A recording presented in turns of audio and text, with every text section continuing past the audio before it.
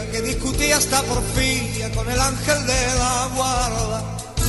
Tengo un ángel que seduce, solo piden que lo escuche y que no le dé. Buenas noches, ¿cómo le va? ¿Cómo anda? ¿Todo bien? Bueno, todo bien acá, los muchachos trabajando. Gracias, muchachos, por estar en la noche dándome una mano. Lo mejor que tiene el canal es lo que no se ve, que es la gente que labura de noche, que son los clandestinos, y se hacen todo, siempre con buena onda. Todos los amigos que vienen conmigo tienen una historia en común. Todos tenemos una historia, ¿no? Y todos tenemos una historia que se junta en puntos. Cuando leí, la verdad que no cuando leí su libro, que ahora va a salir y usted lo va a comprar porque es maravilloso y yo no estoy vendiendo. Lo estoy aconsejando, porque hay libros que hacen la historia de los 70, los 80, los 60, y hay que tener esta bibliografía que no está escrita por los historiadores, sino por los protagonistas, ¿no? A mí me hubiera gustado tener la batalla de San Lorenzo escrita por el sargento Cabral, y seguramente hubiera sido muy diferente. Entonces, somos gente que la vida nos castigó mucho. Yo el otro día hablaba con un psiquiatra, pues al final tuve que caer con un psiquiatra, ¿no? Un vecino mío, Gustavo, de donde yo vivo, la torre donde vivo, un psiquiatra maravilloso, me vino a ver, me dice, ¿qué problema tenés? Y yo me reía, porque digo, no sé, ¿tenés tiempo? Le digo, ¿querés que le haga un resumen, Lerú? Le digo, te voy a contar, el problema es haber nacido en una época de estallido social terrible, de quilombos, donde se han perdido gente, vidas, pensamientos, historia, arte. Hoy miraba como Isi rompía patrimonios históricos con una impunidad, un negro colgado, un idiota con un martillo, un estúpido que no tiene idea ni por qué está en la tierra, rompía un patrimonio de la humanidad y la humanidad dejaba que el estúpido colgado como un mono rompa el patrimonio de la humanidad. Nosotros también hemos dejado quemar discos y libros y quemar y cerrar el Congreso. Marcelo Moura, buenas noches. ¿Qué tal? ¿Cómo estás? Qué gusto que estás acá, que estamos juntos. Sí, para mí es un gusto enorme. La verdad que sos una persona que yo respeto mucho. Les voy a contar, cuando entró distraído, pero no distraído porque no sé qué se llama Marcelo, por homenaje, no me acuerdo, por el alma o porque lo está acompañando, porque le viene trayendo el bolso. Lo que hace Fede, y a mí a veces mi hermano era Juan Carlos, y alguno me dice, ¿qué hace Carlos? Digo, no, Carlos no está mal, soy Babi, pero igualmente es un honor que a veces te lo nombren y que subyaga alrededor tuyo como un ángel, ¿no? Porque ellos siguen estando. Sí, por supuesto, aparte nosotros somos 6 hermanos y bueno, tenemos otro hermano no desaparecido, asesinado, y siempre en la mesa está el recuerdo de ellos con felicidad, porque las cosas no hay que esconderlas abajo de una alfombra. Pasan y pasan. Pasan y pasan. O sea, no puedo creer que me pasó, no puedo creer que me pasó. Sí, me pasó. Entonces, ahora, blanquearlas. Por experiencia, no, porque viste que debe haber locutores o conductores maravillosos que dicen, contame lo que... Susana, ¿no? Que yo la admiro. Pero eso te pasó. Yo, sí, Susana, a vos nunca te pasó, gracias a Dios, pero hay gente que nos pasó. Hay Claro. gente que nos pasó el carguero, y cuando vino el otro carguero nos volvió a pasar el otro carguero, y después nos agarró la zorra a mano, así que venía. Digo, sí, hay gente que nos ha pasado Yo a veces digo que veo gente que su mayor problema es que se le cayó el teléfono en el inodoro y están un mes haciéndose quilombo. Y cuando uno vivió estas cosas, eso no existe. Tirás el teléfono al inodoro. Claro, exactamente. Y vos naciste en La Plata. ¿Tu papá qué hacía? Mi papá era un hombre muy pobre, Mirá en vos. su infancia, y mi mamá una niña muy rica, y mi papá creo que se la ganó con talento, Labia, con un labia. escritor. Sí, y después no se bancó, digamos, ser mantenido, y yo me acuerdo que tenía 2 laburos y estudiaba abogacía, dormía creo que 2 horas por día, se recibió de abogado en 3 años o menos, y a los 50 años era un abogado muy prestigioso de La Plata y con mucho dinero. Y bueno, eso nos permitió tener a todos los hijos una educación en el Colegio Nacional de La Plata, que es un colegio emblemático, excelsa, y lo agradezco porque era un hombre la gente que viene de abajo le da un valor... A la cultura. No, a ver, él tenía 80 años, económicamente absolutamente solucionado todo, y el tipo salía a caminar. Al mediodía se compraba una milanesa en un supermercado, se iba con un pan a una plaza, sacaba una manzana del bolsillo, pero no de pijotero, No. porque disfrutaba de eso. Porque al mismo tiempo nos invitaba a Europa y decía, al primero yo pago todo y al primero que haga una conversión le doy una patada en el culo que no se va a poder sentar por un mes. O sea, no era pijotero, era una persona que supo lo que es... él me decía siempre... Fíjate que siempre alguien que tiene guita y que le ayudó se agacha para buscar una moneda. Pero claro, es el que, bueno, ese es el aluvión zoológico que empezó con Carlito de los Nuevos Ricos. Absolutamente. ¿No? Uno tiene que Pizza y champán. Claro.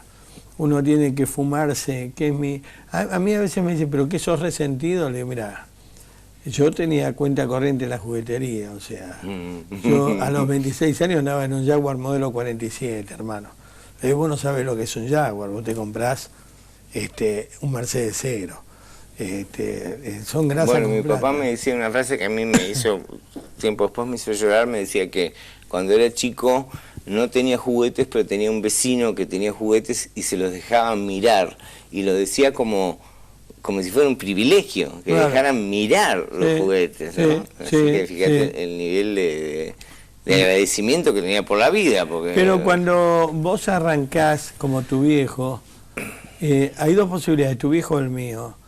Mi viejo eran ricos, quedaron en la miseria, y papá se conformó en la miseria y dijo, no se puede. Y me acuerdo siempre la frase de mi papá, que es mi antihéroe, dice, tenía 36 años, el viejo 38, dijo, yo lo que tenía que hacer ya lo hice, ahora les toca a ustedes. O sea, ya se dio por vencido ni bien abandonó. arrancó. Y otros tíos míos dijeron, no fue mal y nos vamos a levantar. Y se levantaron. Y superaron al padre. O sea, es según como te pega el chip del valero, ¿viste?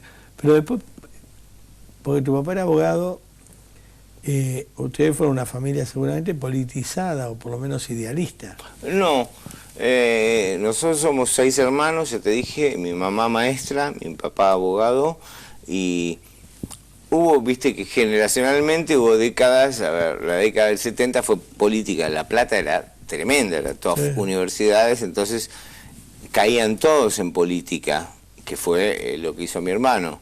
Después la década del 80 fue una época castigada por el HIV, que fue por el motivo que murió mi otro hermano. Así, cada época tiene su... ¿Cómo se va llevando gente? Sí, la verdad que sí. Es verdad. Pero yo me acuerdo, mi papá hablaba muy poco, era mi héroe, no mi antihéroe, era mi héroe, y me hablaba muy poco, y entre los consejos que me dio, una vez me dijo, muy poco hablaba, me decía, Marcelín, porque me llamaba así, me decía, cuídate de los boludos.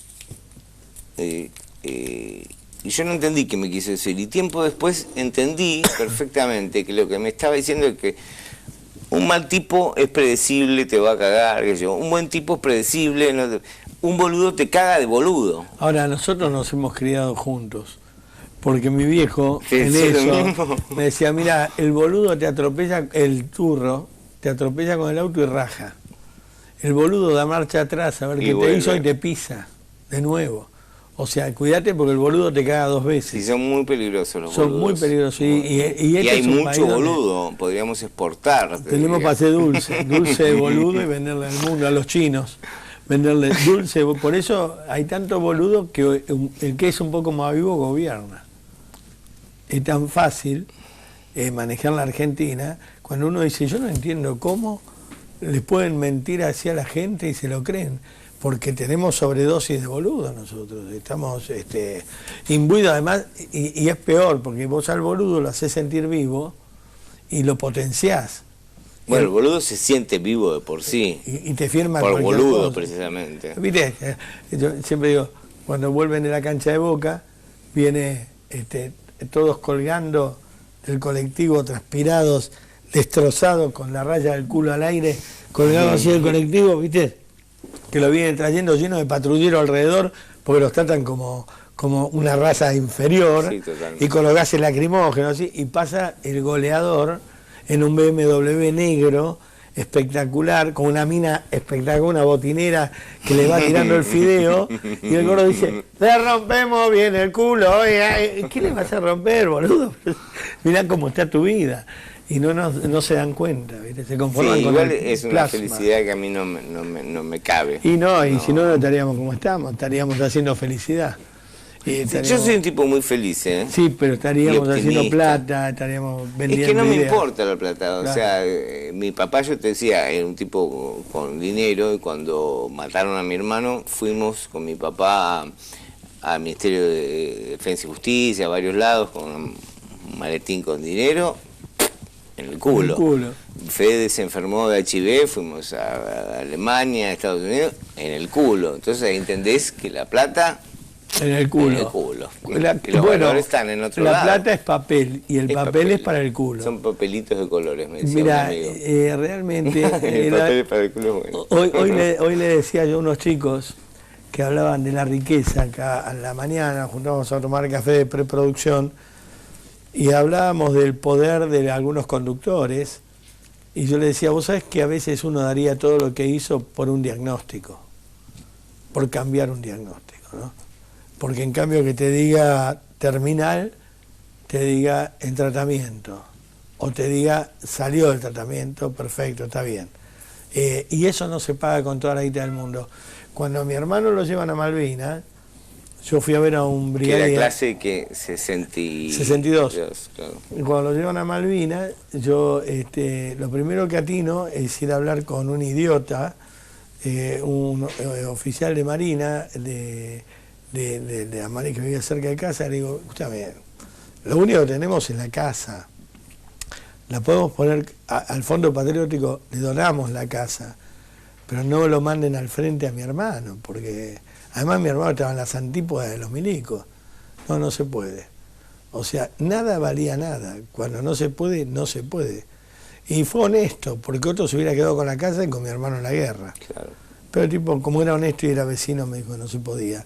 No, nosotros tuvimos se hizo un festival para recaudar fondos para las Malvinas. Nosotros ya teníamos el hermano desaparecido, conocíamos la moral de esos militares, y junto con los violadores, que la otra vez te vi con Pil, en una nota con Pil Trafa, que me encantó, fuimos los únicos 2 grupos que no participamos, pero yo no hago leña de eso porque creo que todos los que participaron creyeron que eso iba a ir a parar a los soldados.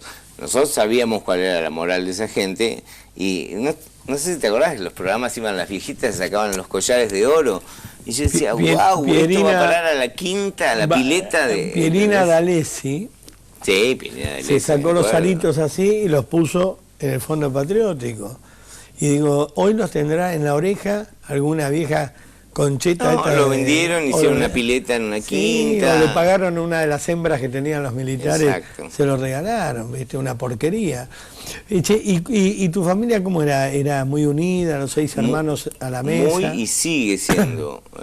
Nosotros, mi mamá toca el piano, tiene 88 años. ¿Quién? Mi mamá.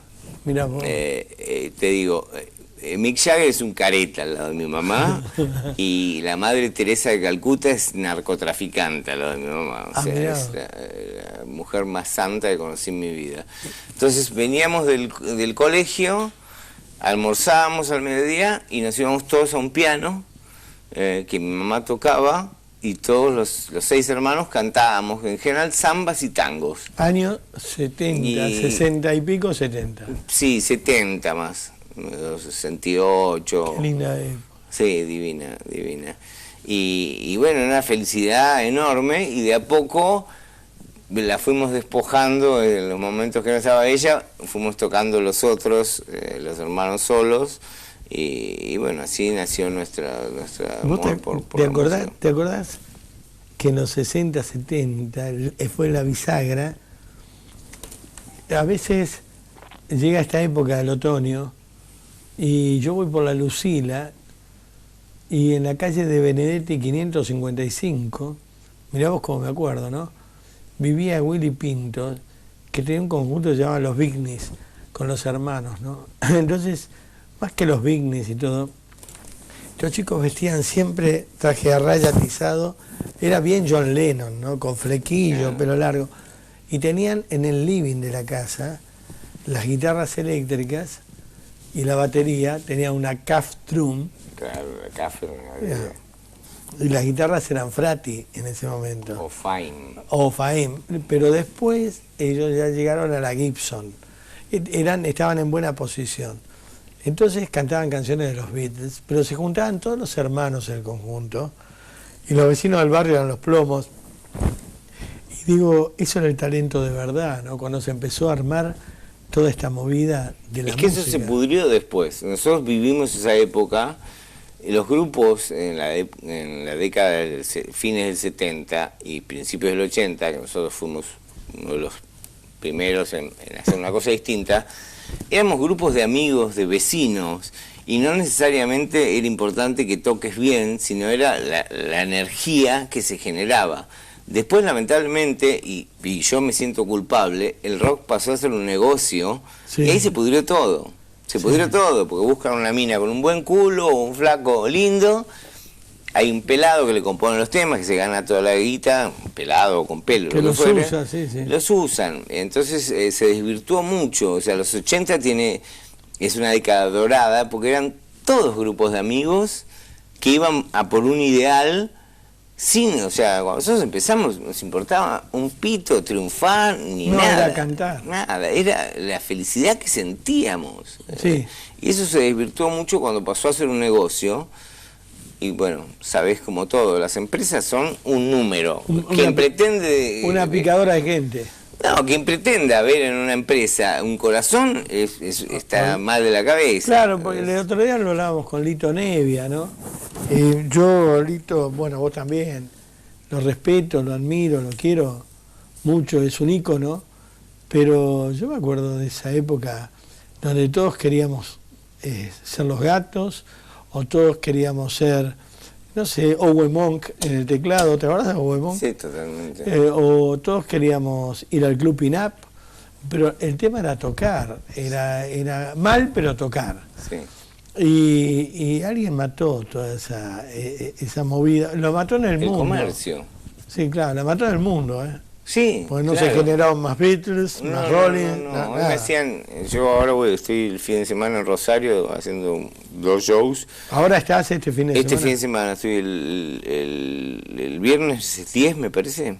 Sí. Estoy en ECU, que es una universidad, sí. Presentando el libro, y después tocamos, y el sábado en un pub que se llama McNamara. Igual no es mi intención hacer... No, pero a mí sí, porque yo amo Rosario. Yo también. Es como La Plata. Claro. Se da gente joven. Mirá vos, Rosario es como La Plata. Totalmente. Y como Uruguay. Los 3 lugares son un polo energético igual. Han surgido de La Plata, de Rosario y de Uruguay músicos maravillosos. Toda la trova. Bueno, yo quiero que te vayan a ver en Rosario. Vos sabés que yo cada vez que voy lleno los teatros porque es como mi casa. Y yo soy rosarino por elección. Yo nací en San Fernando, pero Rosario es el lugar que me acogió cuando me prohibió de la Rúa. Entonces yo lo amo, pero cada vez que dicen, no, porque la droga, es mentira. En todo Rosario hay menos droga que en una cuadra de Recoleta. Ah, vos sí por el tema este de... Sí, político que le pegan a No, Rosario. yo cuando voy a Rosario talento. voy en auto para quedarme. Claro. Me quedo un par de días. Y comés un pescadito en el en puerto. Escauriza. Claro. Bueno, y además... Florita. Vos viste una cosa en Rosario, que cuando vos caminás por Rosario hay cada 2 cuadras una casa de música. Cosa que no se ve acá. Y la cantidad de gente joven. Todos con la guitarra al hombro. Todo gente joven. Sí, divino. Es maravilloso. Y además ahora hay pendejos que hacen tango. Bueno, a mí realmente el interior nuestro, Salta, Jujuy, Rosario es otro estilo, es más heavy en la música. Sí, sí. Pero todos los pendejos del interior todavía siguen cultivándola. En todas las casas hay una guitarra y un piano. Pero obvio.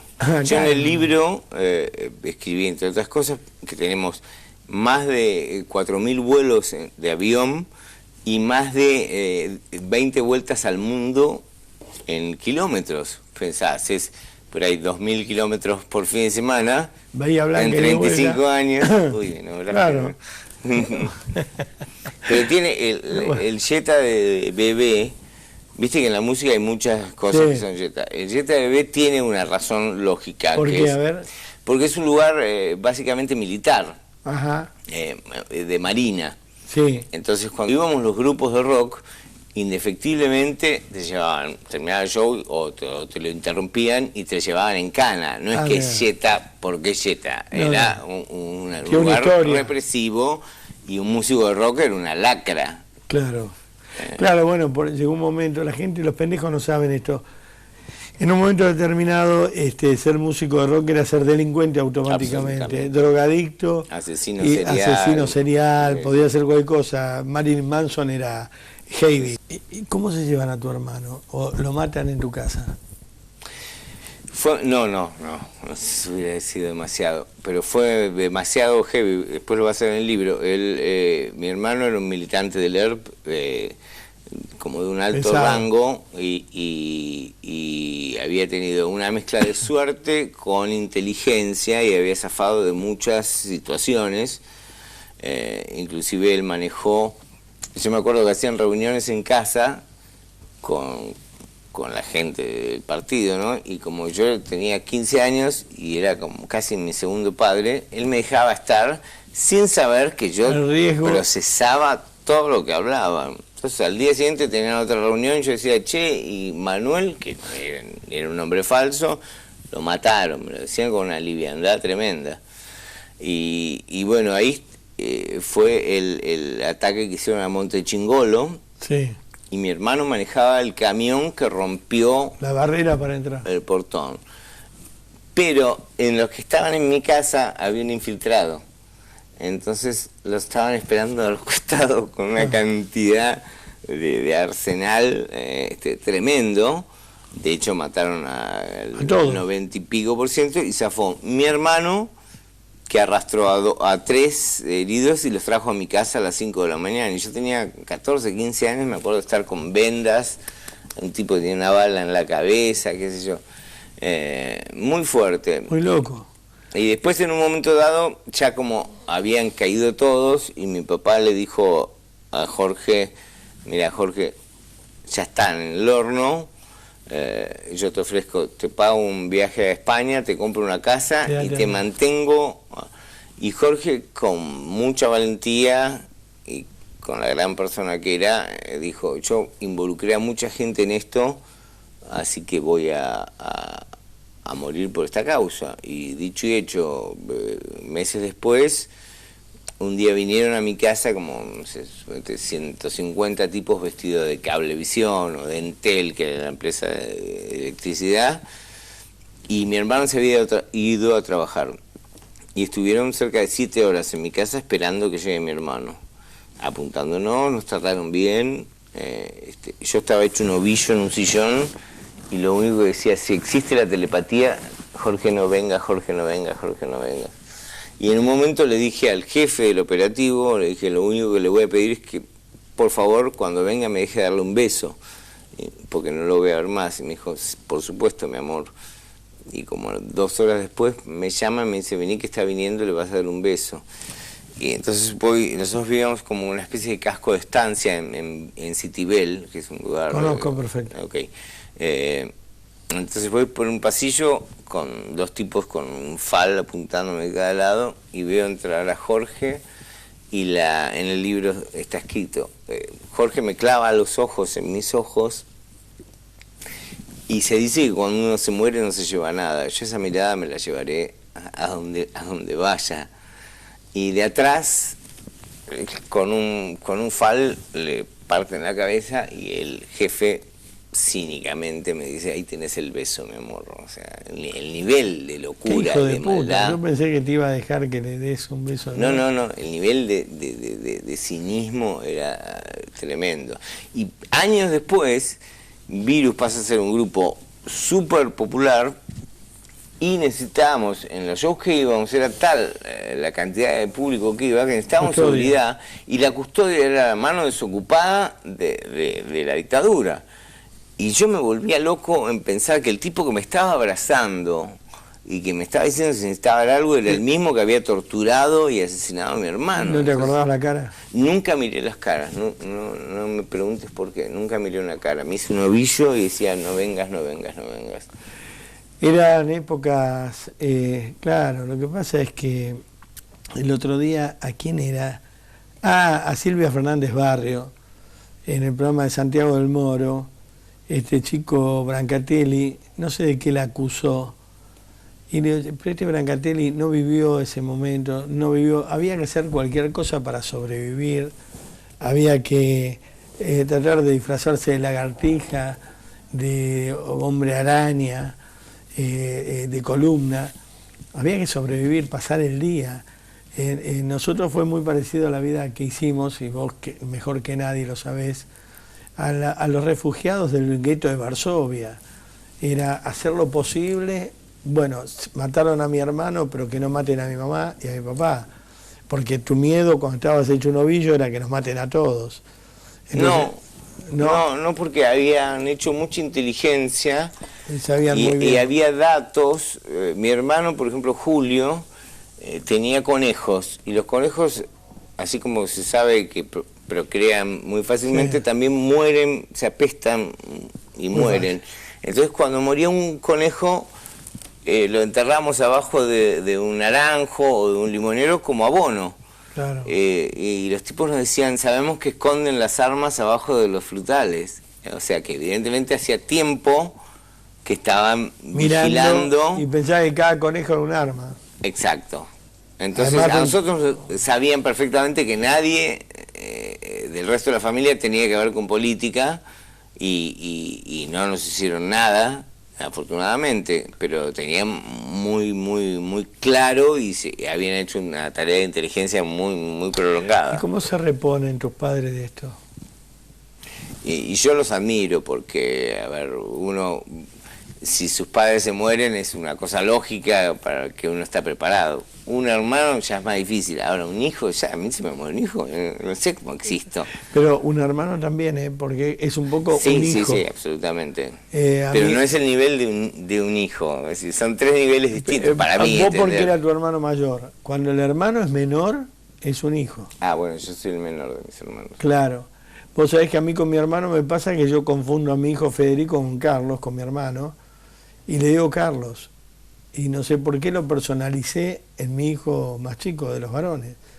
Y no sé por qué, ¿viste? Porque yo era 10 años mayor y se transforma un poco en padre. Bueno, vos decías en esas reuniones, como era un poco como tu padre, totalmente, vos lo admirabas, lo escuchabas, estabas ahí. Es terrible que a veces pienso cómo nos han hecho mierda la croqueta y no puedo creer cómo subsistimos. Volviendo a lo de mis padres, cosa que yo admiro mucho, mi padre falleció hace 4 o 5 años, o sea, no sé bien, un hombre admirable. Mi madre vive, te comenté. Creo que siempre tuvo presente que tenía 4 hijos más y que tenía cosas, es decir, siempre nosotros hemos canalizado, y yo siempre lo digo, los tiempos de bonanza, de éxito, son para disfrutar y pasarlas bien. Los dolores es de donde se aprende. Claro. Y ellos han canalizado siempre esos dolores en decir, tengo otros 4 hijos y tengo cosas que hacer por ellos. Como hice yo, o sea, cuando se murió mi hermano, fuimos con mi mamá a las primeras marchas de Plaza de Mayo, y yo le dije a mamá, mamá, siento que voy a servir mucho más de otro lado, es decir, que a mí ir a tirar una piedra a Videla no me sirve de nada. Pienso que puedo aportar desde otro lado, sin rencor, sin odio, es decir, ayudando a que esto cambie. Y por eso hicimos música, y por eso nos trataban de superficiales. Claro. Y era muy loco leer que un tipo que por ahí su único problema había sido perder el celular, te diga que vos eras un boludo superficial. Bueno, sí. ¿Entendés? Cuando vos decías, este tipo no vivió ni la milésima parte de lo que viví yo. No tiene ni idea. Y esas cosas son muy, creo que son las que más me han lastimado en la vida a mí. Y después arman Virus. Y un virus que los ayudó a vivir y a morir. En el libro hay una frase que dice virus, palabra que nos hizo conocer el cielo y el infierno. Ah, mira vos, virus. Y todo el mundo pensó, cuando nos enteramos de Federico, ahí está al revés, que le habían puesto virus porque él sabría que tenía HIV. Ah, nunca escuché esa versión. Sí, yo sí, pero la he escuchado. Es más, yo trabajaba en una disquería, se llamaba Tempo, en San Isidro, y me decían, no, lo que pasa es que el pibe ya sabía que le puso virus. No, nada que ver. Fueron muchísimos años antes. Claro. No, virus fue porque, a ver, tenés que poner el nombre al grupo, hacíamos listas, y mi hermano Julio estaba con una gripe, con un virus, le decíamos virus, y en principio uno de los nombres sugeridos era virus y los antibióticos, porque virus era Julio y nosotros nos pareció largo, y después virus nos pareció, primero en inglés, en castellano y en francés, se escribe igual. Y además corto. No sé por qué proyectamos, porque nunca fuimos ni en Francia. No importa, pero corto. Corto, y también la idea de ese contagio irrefrenable que tiene un virus. Entonces, bueno, decidimos ese nombre. No, por eso, digamos, lo decimos en ese momento, y después el destino nos mostró que virus nos hizo ver el cielo y el infierno. Sí, y marcaron un estilo también desde la estética, porque la estética de ustedes era de pintarse, de estética de escena, muy diferente a los demás conjuntos. Bueno, a ver, nosotros hicimos un quiebre muy importante, que por un lado me enorgullece y por otro lado fue motivo que fuéramos el enemigo, y la crítica nos mataba. Claro. Pero lo loco era que, a ver, nosotros ensayábamos 12 horas por día, o sea, el grupo sonaba que era un reloj. Ahora, yo veía un grupo, yo iba al Colegio Nacional, por ejemplo, tenía un recreo, y iba al recreo y había un tipo con una guitarra cantando, y la y yo me quería pegar un tiro en las bolas. Claro. Perdón por lo de tiro. Claro, por lo de tiro, sí. Y me hacía muy mal, me deprimía, entonces pensaba que había otra cosa por hacer. Entonces, con mucho trabajo, mucho ensayo, también decimos, ¿por qué te subís a un escenario y la luz está iluminando el zapato del tipo que está en la primera fila? Porque no te subís a una escalera y la pones. ¿Por qué no le sumás un vestuario? ¿Por qué no te sobre un tronco musical todo lo que agregues suma a una fantasía? Si no existe ese tronco, por más que te pongas un plumero en el culo, no sos nada. Claro, es verdad. Pero nosotros teníamos... Además venían de pelo largo, sandalias... No, sandalias ni pedo. No, ustedes no, el medallón de Nirvana, sí. barba, sucio, ¿viste? Salían de dormir y se iban a tocar. Y al sexto tema empezaba a sonar. Claro. Entonces nosotros empezamos a hacer pruebas de sonido largas y por ejemplo, una de las críticas era que éramos muy profesionales. Wow, o sea, la gente está pagando una entrada por verte. Lo menos que se merece es que suenes bien, ni bien empieza el show. Sí. Era una locura, era imposible de acreditar que la gente hable esas cosas. O sea, nunca había una crítica musical, nunca. Siempre era, y esto, porque todos son putos, lo que hacen algo distinto son putos. Si más si se maquillan y todo, son todos putos. Y nosotros otra cosa que hicimos fue no ser omnipotentes, que es una cosa muy común en los artistas. Nosotros empezamos a convocar gente del Ditela. Nosotros teníamos, por ejemplo, a Lorenzo Quintero, un actor fantástico, que nos dirigía los espectáculos. Alejandro Cervera, coreógrafo de San Martín, que hacía entre, por ahí, al cuarto, quinto tema, nos cambiábamos la ropa con una coreografía de Alejandro Cervera. Jean-François Casanova, que hacía personajes.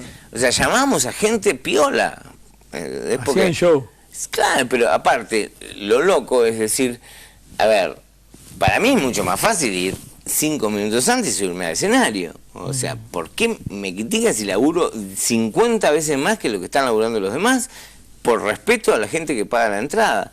Pero bueno, a ver, bueno, no. Eso se vio muchos años después, pero se sufrió mucho en el momento en que injustamente eras criticado por algo que era de una nobleza absoluta. Igual yo creo que nunca fue, acá te castigan de entrada y te queda para toda la vida.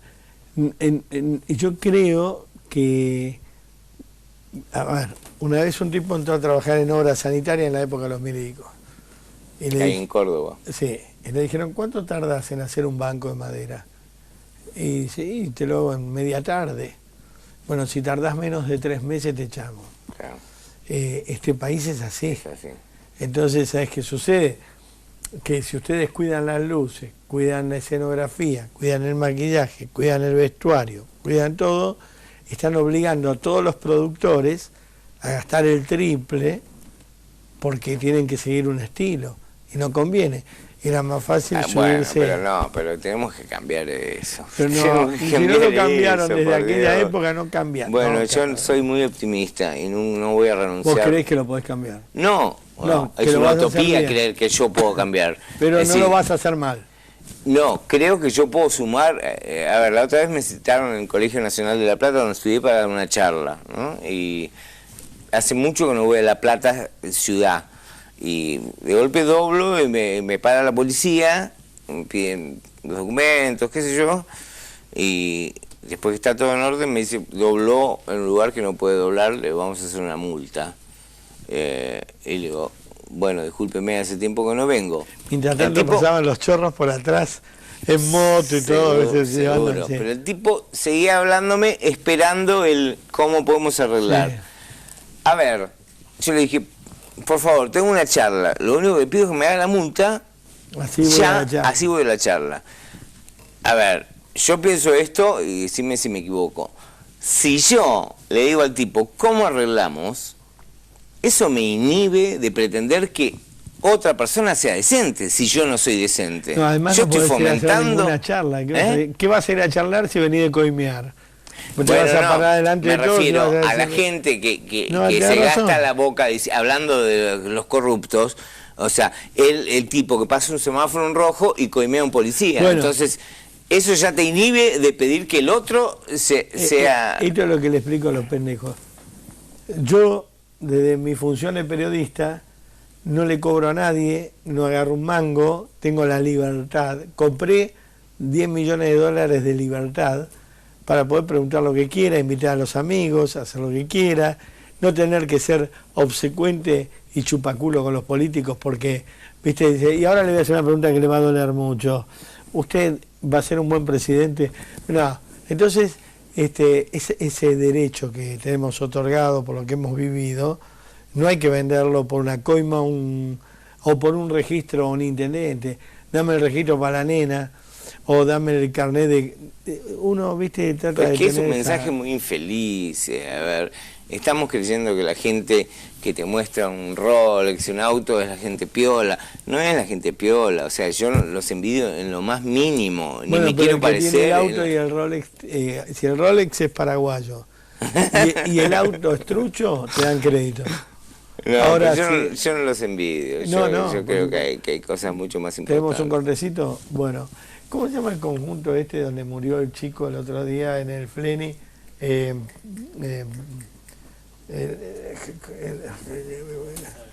¿Eh? ¿No te sale el nombre? Entonces están todos echados. ¿Cómo llama el conjunto? Ay, pucha, me murió el otro día.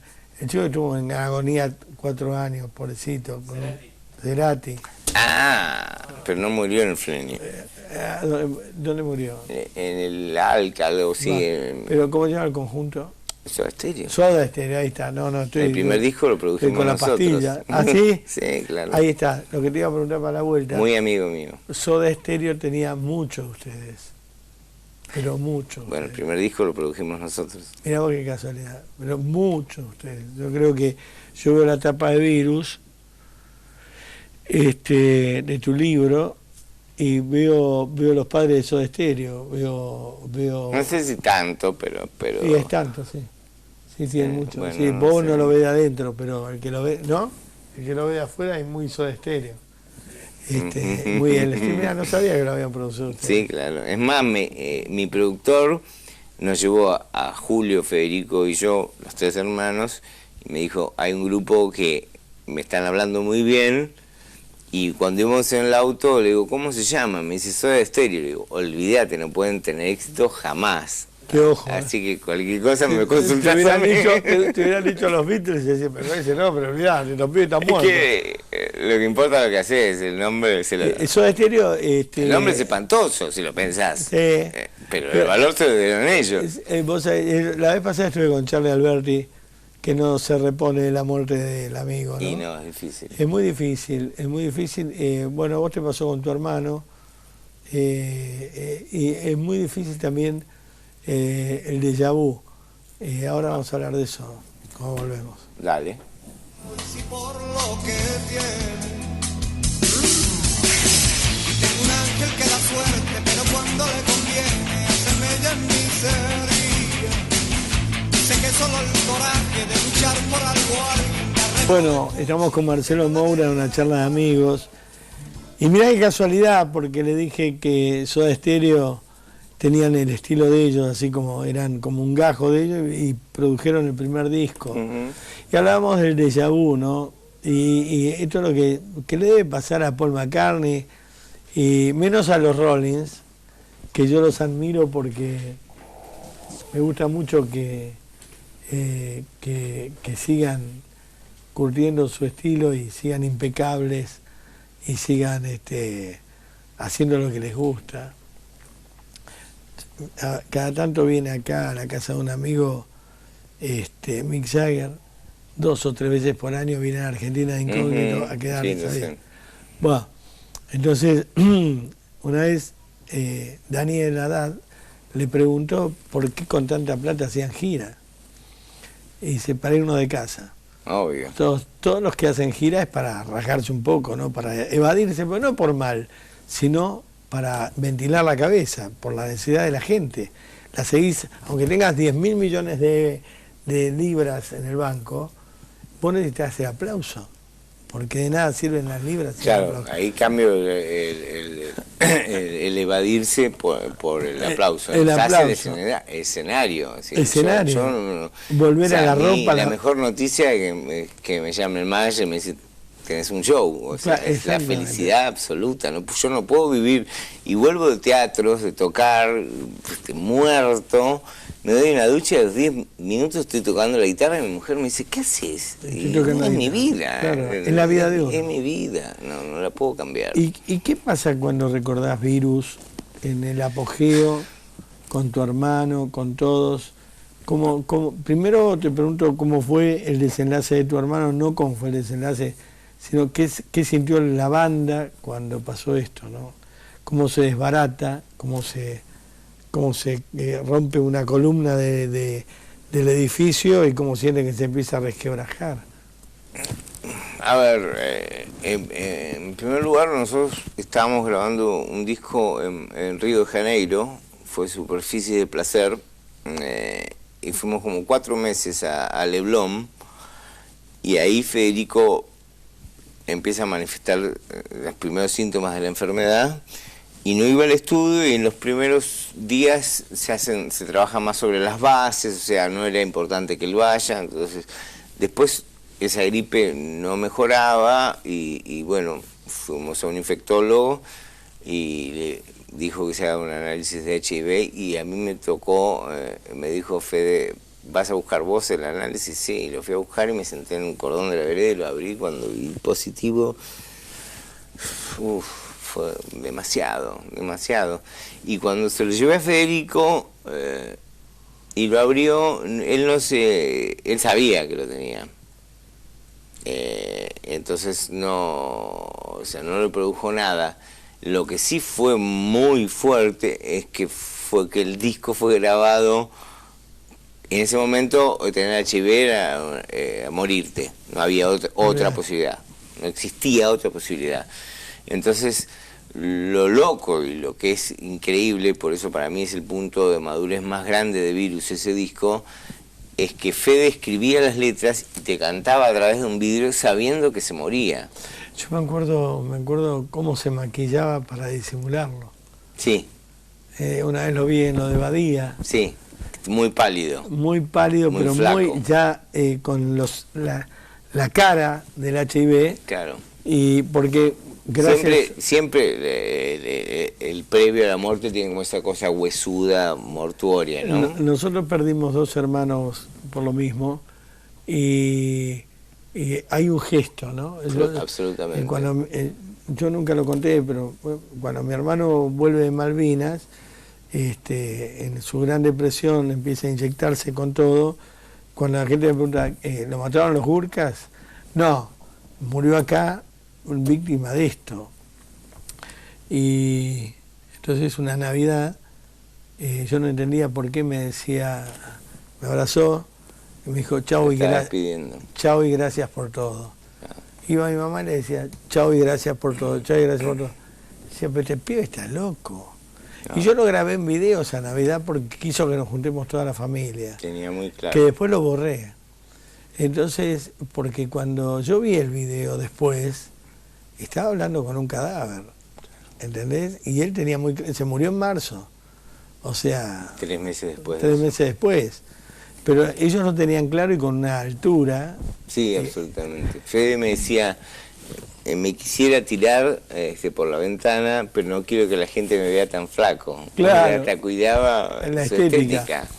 Y en esa época, y lo que vos decís, decir SIDA, que gracias a un montón de gente maravillosa, que en este momento está con los microscopios trabajando y las computadoras, se van descubriendo cosas, ¿no? Sí, sí, sí. Pero bueno, de hecho, esa época, hoy se convive con eso. Sí, por supuesto. Pero en esa época nuestra... No. Era muerte. Era muerte. Y las letras de ese disco tienen... en poesía, ¿no? Porque nosotros siempre nos manejamos con ese código, aprendiendo en la época militar a no poder ser explícitos, a tener que elaborar entre líneas y metafóricamente. Todas las letras de Superficie y Placer hablan de la muerte, pero de una manera poética. O sea, si vos lo sabés y la escuchás, entendés lo que quiere decir. Ahora, Marcelo, a vos te tocó ir a buscar por las cárceles a tu hermano. No sé si te tocó reconocerlo, pero no. Bueno, te tocó por lo menos ir a buscarlo. Después te tocó, a mí me pasó igual, te tocó el ir a abrir el análisis.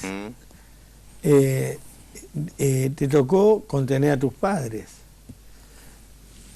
Más o menos, era muy fuerte, son muy fuertes mis padres. Había que contener. Un ida y vuelta, fue mutuo. Sí, pero vos sabías que... Porque los padres demuestran una fortaleza. Mirá, en el momento que murió mi hermano, mi viejo cambió de color.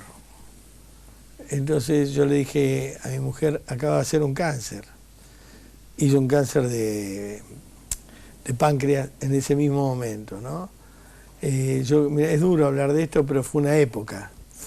A ver, a mí no me resulta duro, no. A mí pero son los efectos colaterales de la dictadura. Absolutamente. Son los efectos colaterales, porque cuando alguien habla de Malvinas, hay madres que murieron, hermanos que murieron, chicos que se suicidaron, entre ellos mi hermano, gente, o sea, muchos efectos colaterales de la dictadura. Entonces, ¿y qué nos van a venir a contar a nosotros que inventamos el salame? Había una canción, ¿no? Pero por eso es bueno recordar la cantidad.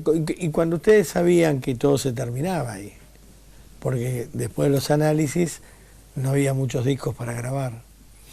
No, bueno, sí, había, que esa es la parte, el lado B, que también fue muy difícil, que fue, nos juntamos y con Federico y Julio decíamos, Federico ya no pudo, el último disco no lo pudo grabar, y podía cantar o Julio o yo, o disolver el grupo, que era lo más lógico. Y Fede nos dice, no, a ver, vos me nombrás cualquier canción de Virus y la compuso Julio. Es decir, porque para la gente Fede era el frontman, qué sé yo, pero Virus era un grupo en donde todos poníamos, claro. ¿Entendés? Y entonces yo veía que había un camino de espinas y de piedras, pero al fondo vi una luz. Entonces, a ver, yo me banqué que me digan que desafino, que me muevo mal en el escenario, que bailo para el carajo. Todo eso es lógico y no había posibilidad de pagarle a nadie para al día siguiente reemplazarlo a Federico. Poner a Freddie Mercury de nuevo. Exacto. Pero lo que nunca me banqué es la gente que dijo o escribía lo que quiere Moura es mantener un kiosco. O sea, eso es un pensamiento de él. ¿Entendés? Claro. Esa es la cabeza podrida que tiene él. O sea, para mí, a mí me ofrecieron miles de cosas que eran mucho más fácil y que no tenían ningún riesgo.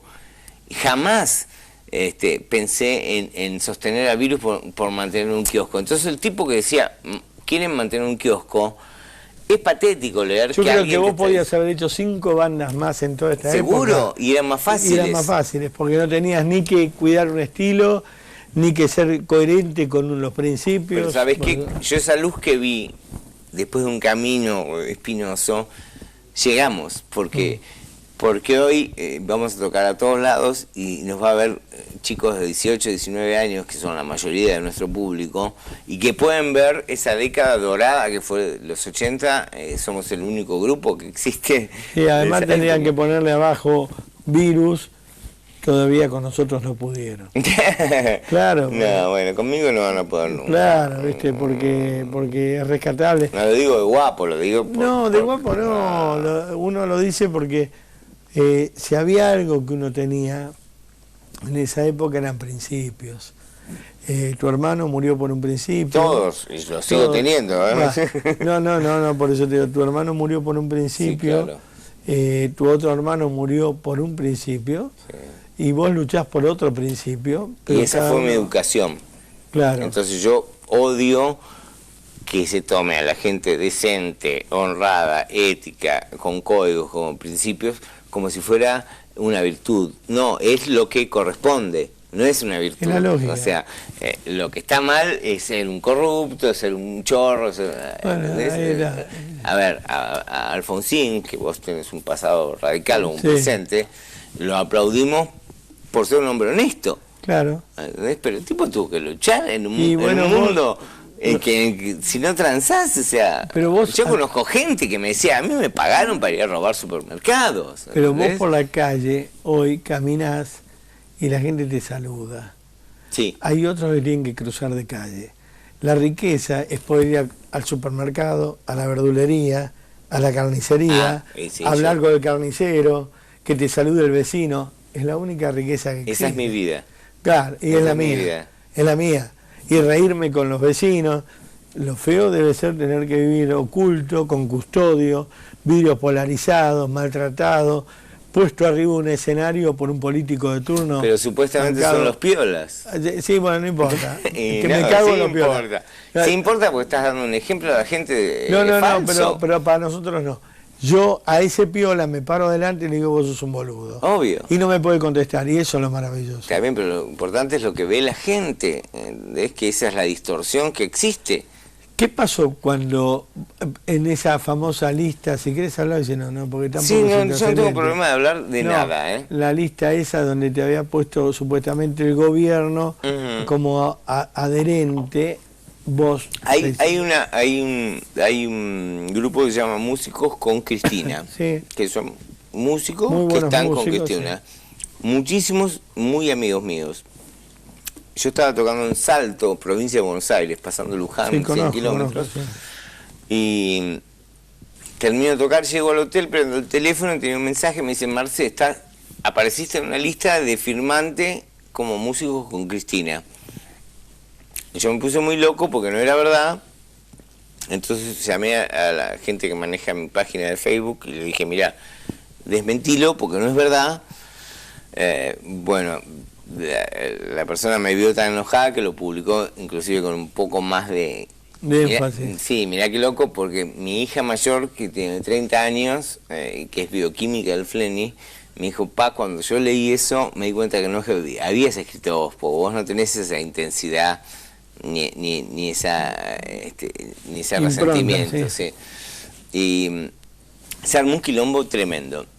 Entonces, después de eso, bueno, Facebook se multiplicó, bueno, me puteaban, la mayoría me apoyaba, pero después salgo con mi hijo a cenar y yo vivo en un PH con un pasillo y le digo, Caetano, llama a mi hijo, le digo, bueno, yo voy saliendo y abajo de la puerta había una amenaza de muerte. ¿Ubicás de las películas con las letras recortadas del diario? Una pelotudez. Una pelotudez. Entonces, cuando la leo, la hago así para que mi hijo no la vea, la tiro, digo, qué pelotudos, pero por si las moscas pongo, lo único que faltaba, me amenazaron. Entonces, TN, o sea, la posición, empieza, al otro día me levanto y está en todos los canales de televisión, Moura amenazado por músico con Cristina. Jamás dije eso. Claro. Jamás dije eso. Además, nada le conviene menos a un gobierno que amenazar a un artista. Pero por supuesto, es Y ilógico. menos en democracia, es ilógico. Es ilógico. Algún idiota. Pero, entonces yo hablé con músicos con Cristina, ellos me pidieron disculpas, me dijeron, efectivamente, vos nunca firmaste nada. Yo te cuento algo. Yo llego a decir, qué bueno lo que hizo Cristina. Andá, hijo de puta, kirchnerista. Yo llego a decir, qué malo lo que hizo Cristina. Andá, oficialista, andate con Manieto, hijo de puta. Pero es que eso es No le- no hay que darle anacrónico. bola. No es anacrónico, es lo que inventaron Cristina y Manieto, y nosotros somos rehenes, como en este caso. No hay que darle bola. Estás hablando de los dos polos. Claro. Es el país que Nosotros vivimos. hay que seguir Y cantando. no puede ser tan intolerante. Es decir, a ver, para mí es anacrónico que la presidenta no se hable con el jefe de... A veces habría que es una cosa, es como en una familia, como que no te hables con tu hijo. Un o día sea. tendríamos que hacer un asadito, Pero ponerlo- yo soy asado masoquista, así que... ponerlo a Manieto ahí, a Cristina acá, y hablarle de tu hermano muerto y del mío, de tus hermanos muertos y del mío, y explicarles lo que pasamos vos y yo, para que se dejen de romper las pelotas. Sí, me parece que eso es muy utópico. Bueno, pero no sería- Y el asado lo podemos hacer entre nosotros, eso no creo que Vamos lo a hacer un logremos. asado. Obvio, Dale. obvio. Te quiero y mucho, hay que vivir la vida y hay que vivir para adelante con todos los problemas.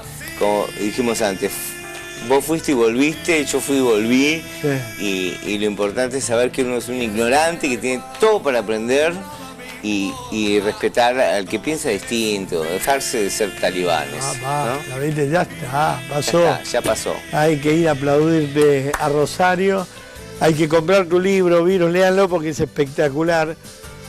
Y te voy a volver a invitar un día con la viola, ¿puede ser? Sí, Y cantamos es más, un hoy lo pensé en un momento que como no me dijeron La nada... producción, no traje. yo le pregunté a la producción, ¿trae la viola? No, no importa, pero hablamos de amigos. Gracias por estar, sos No, muy cálido, un gusto enorme para mí. muy amable. Ya llega Lirio, ¿no? Ya están los chicos. Gracias.